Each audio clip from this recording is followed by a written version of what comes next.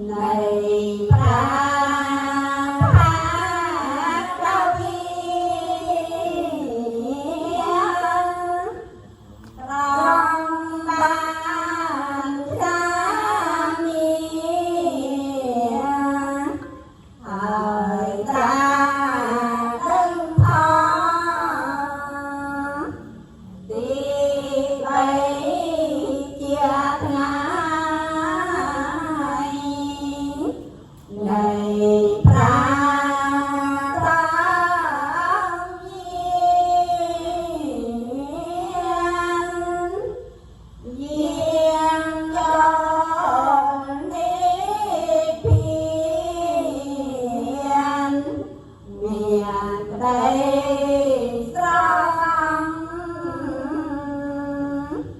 ma ya